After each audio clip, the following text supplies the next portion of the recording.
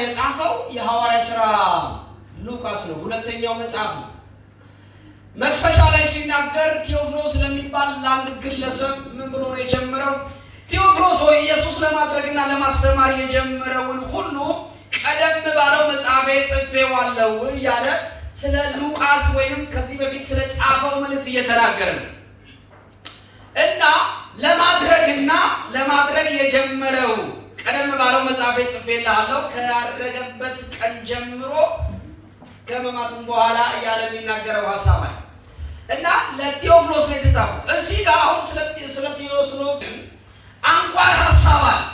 ምንድነው አንኳር ሐሳብ ካላችሁኝ፣ ኢየሱስ ነው እየተናገረ ያለው እዚህ ቦታ ላይ። ኢየሱስ ለደቀ መዛሙርቱ እንደዚህ ያላቸው፣ አብ የሰጠው የተስፋ ቃል አለ እና ያንን ጠብቁ። ዛሬ እግዚአብሔር የሰጣችሁን የተስፋ ቃል ጠብቁ ይላችኋል የሰራዊት ቅዱስ እና አብ የሰጠውን የተስፋ ቃል ጠብቁ አላቸው።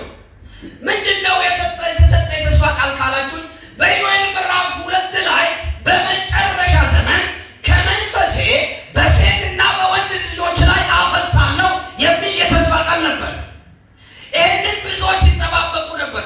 ወረድ ብላችሁ ስታነቡት እንደዚህ ይላል፣ ዮሐንስ በውሃ አጥምቆ ነበር፣ ነገር ግን እናንተ ከጥቂት ቀን በኋላ በመንፈስ ቅዱስ ትጠመቃላችሁ አለ ይላል።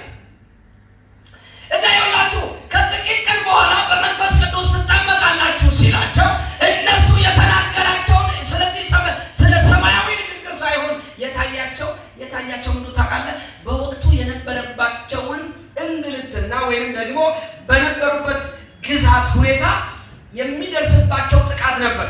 ስለዚህ የእስራኤላውያን መንግስት መቼ ነው የምታቋቁመው?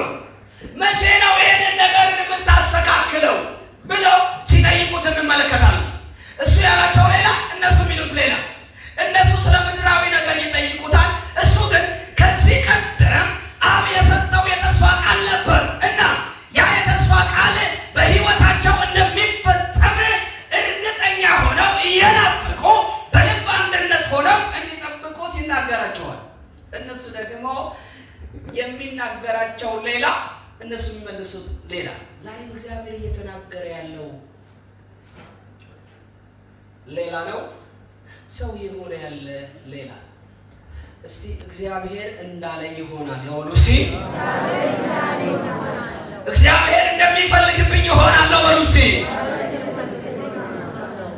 እና ወደ መልእክታችን ስንሄድ እዚህ ቦታ ላይ አብ የሰጠውን የተስፋ ቃል ጠብቁ፣ ከጥቂት ቀን በኋላ በመንፈስ ቅዱስ ትጠመቃላችሁ ሲሏቸው፣ በዛ መቼ ነው የምትመልሰው? ይህንንማ ለእናንተ የማወቅ አልተሰጣችሁም፣ ጠብቁ። ይህንን ኃይል ስትቀበሉ እስከ ምድር ዳርቻ ትሄዳላችሁ። ስለዚህ የምትቀበሉት ነገር መንደር ላይ የሚያስቀምጣችሁ አይደለም፣ የሚያራምዳችሁ ነው እና ካያችሁት እይታ በላይ የሚያሻግራችሁ ነው። ስለዚህ ካያችሁት እይታ በላይ አዝልቆ የሚያደርሳችሁ ኃይል አለና ይህንን ኃይል ጠብቁ አላቸው። እነሱ ደግሞ የሩቁን ሳይሆን የቅርቡን ነበር የታያቸው። የሩቁ ማየት ይሁንላችሁ። አሜን አሜን። እስቲ አሜን በሏ። አሜን። የሩቁ ማየት ይሁንላችሁ። አሜን። የሩቁን ማየት ይሁንላችሁ። አሜን። እግዚአብሔር ለእናንተ ያየውን ማየት ይሁንላችሁ። አሜን። እና እግዚአብሔር ያየላቸው ነበር።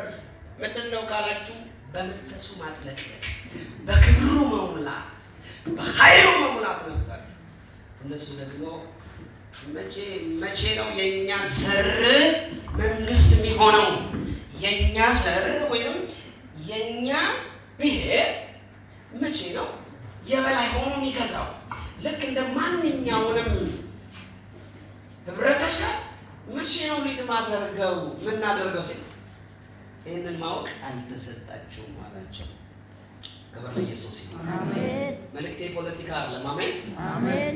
መልእክቴ ሌላ መንፈሳዊ ንግግር ነው። ከዛም ልክ ካላቸው በኋላ እንደዛው የተናገሩት እያዩት ከፍ አለ። እንደገና ደግሞ ይኸውላችሁ የነገራቸው ሌላ፣ እነሱ የጠየቁት ሌላ።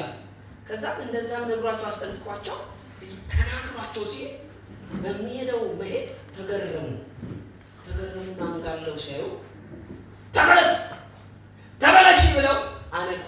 ዛሬ የማንቂያ ደወል ወደ እናንተ ቤት ዛሬ እውልሽ እንደዚህ ብለሽ ታንጋጠጥሽበት አንቅቶ ወደ ሌላ ክብር የሚከት የእግዚአብሔር ክብር ወደ አንቺ መጥቷል። አሜን። ኧረ መጥቷል በለባት። አሜን።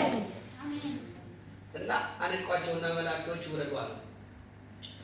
መላእክቶቹ ሲያነቋቸው ማርያምን ጨምሮ ወደ ሰገነት ወጡ ይላል። ከዛም በልብ አንድነት መጸለይ ጀመሩ። የተነገረው የተስፋ ቃል ዓመታትን ያስቆጠረ ጉዳይ በልብ አንድነት ጸሎት ተመለሰ። አሜን። እግዚአብሔር የውስጥ አይናችሁን ያብራ። አሜን። የውስጥ አይናችን ያብራ። አሜን። ወዳጆቼ ትንቢት በቃል ካልተመሰረተ ንፋስ ይሆንና በህይወት ሳይጣበቅ አሜን አሜን አሜን ብለህ እግዚአብሔር ውሸተኛ እንደሆነ አይነት ነገር ልታስደርገው ትችላለህ፣ ልታስደርጊ ትችላለች። ነገር ግን ከቃል ጋር ተላብሶ ሲመጣ ግን ፍሬ ያፈራል በህይወት። አሜን አሜን። ገለባ የሆነ ነገር ሳይሆን የጠራ ፍሬ ያለው እግዚአብሔር በቃሉ ወንፊት ሲያጣራው ሲፈትሸው ማዕዛ ያለው ህይወት እንዲኖር ያደርጋል። አሜን። እንደዚህ አይነት ህይወት ይብዛል። አሜን። እንደዚህ አይነት